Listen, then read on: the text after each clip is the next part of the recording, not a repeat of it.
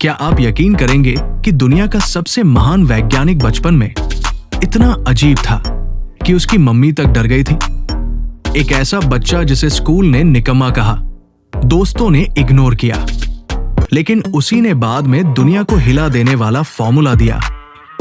ये कहानी है उस बच्चे की जिसे दुनिया ने पहले ठुकराया और बाद में सलाम किया। नाम है अल्बर्ट आइंस्टीन। जब अल्बर्ट आइंस्टीन पैदा हुए तो किसी को नहीं लगा था कि ये बच्चा इतिहास रचेगा। उनकी मम्मी तक कहती थी, ये बच्चा थोड़ा अलग है, थोड़ा डरावना। बचपन में उन्होंने बोलना इतना लेट शुरू किया कि घरवाले घबरा गए, और जब बोलना शुरू किया तो हर बात 2-2 बार बोलते थे। बाकी बच्चों को वो इतने बोरिंग लगे कि कोई उनके पास भी नहीं जाता। लेकिन आइंस्टीन को खिलौनों से नहीं, मैकेनिकल टॉयज से प्यार था। जब उनकी छोटी बहन माया पैदा हुई तो उन्होंने मासूमियत से पूछा, इसके व्हील्स कहाँ हैं? सोचो, सोच का लेवल कहा था।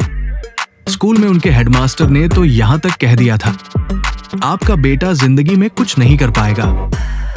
लेकिन यही आइंस्टीन कुछ सालों में वायलिन बजाने लगे और बन गए एक गिफ्टेड म्यूजिशियन। आइंस्टीन म्यूनिक के स्कूल में अच्छे नंबर लाते थे, लेकिन उन्हें स्कूल का डिसिप्लिन बिल्कुल नहीं भाता था। वो सवाल पूछते थे, बहस करते थे, जो टीचर्स को बिल्कुल पसंद नहीं था। आखिरकार 15 साल की उम्र में उन्होंने स्कूल को टाटा कर दिया। जब उनके मम्मी पापा मिलान चले गए, आइंस्टीन को रिश्तेदारों के पास छोड़ दिया गया। लेकिन वहां उन्होंने हार नहीं मानी, स्विट्जरलैंड जाकर पढ़ाई कंटिन्यू की और फिर ज्यूरिक यूनिवर्सिटी में एडमिशन लिया। यही उनकी मुलाकात हुई मिलेवा से, एक ब्रिलियंट लड़की जो खुद भी साइंटिस्ट बनना चाहती थी। दोनों का प्यार साइंस की लैंग्वेज में दिखता था, डिस्कशंस, रिसर्च और आइडियाज की बारिश। 21 की उम्र में आइंस्टीन को डिग्री भी मिली और नौकरी भी, बर्न के पेटेंट ऑफिस में। लेकिन वहां फाइलों के बीच भी उनका दिमाग थियोरेटिकल फिजिक्स की दुनिया में उड़ता रहा। अपनी डेस्क को उन्होंने नाम दिया ब्यूरो ऑफ थियोरेटिकल फिजिक्स। फिर आया 1905, वो साल जिसने विज्ञान की परिभाषा बदल दी। आइंस्टीन ने लिखा अपना सबसे powerful paper, special theory of relativity, जिसमें उन्होंने दुनिया को बताया कि टाइम और डिस्टेंस फिक्स नहीं होते। और वहीं से निकला वो फॉर्मूला जिसने फिजिक्स की नींव हिला दी। आइंस्टीन मिलेवा से शादी करना चाहते थे, लेकिन उनकी मम्मी को ये रिश्ते से ऐतराज था। क्यों? क्योंकि मिलेवा उनसे 3 साल बड़ी थी और ज्यादा इंटेलिजेंट भी। फिर भी 1903 में दोनों ने शादी की, 2 बच्चे हुए, लेकिन शादी ज्यादा नहीं चली। 1919 में उनका डिवोर्स हुआ और उसी साल आइंस्टीन ने अपनी कजिन एल्सा से शादी कर ली। 1915 में आइंस्टीन ने दुनिया के सामने रखा जनरल थ्योरी ऑफ रिलेटिविटी, और जब 1919 का सोलर एक्लिप्स आया तो इस थ्योरी की सच्चाई सबके सामने थी। दुनिया भर के न्यूज़पेपर्स ने इसे कहा साइंटिफिक रेवोल्यूशन। और फिर आया 1921, जब आइंस्टीन को मिला नोबेल प्राइज। लेकिन असली तूफान तो अभी बाकी था। 1933 में जब नाजी पार्टी जर्मनी में सत्ता में आई, आइंस्टीन को डर लगने लगा।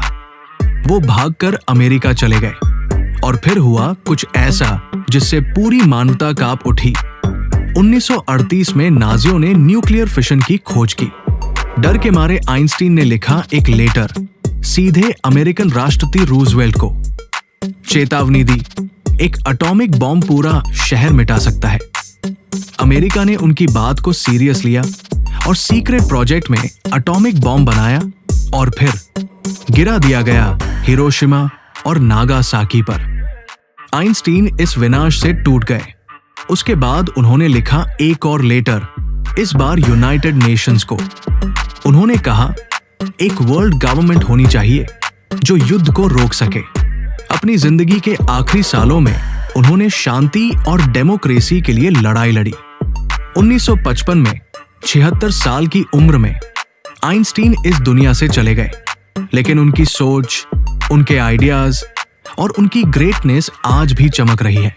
तो बच्चों, अगर कभी कोई कहे कि तुमसे कुछ नहीं होगा तो मुस्कुराओ, और सोचो आइंस्टीन को, क्योंकि ग्रेटनेस दिखती नहीं, बनती है, और जो वक्त से लड़कर चमकता है वो पूरी दुनिया को रोशन कर देता है। शायद अगला आइंस्टीन तुम हो,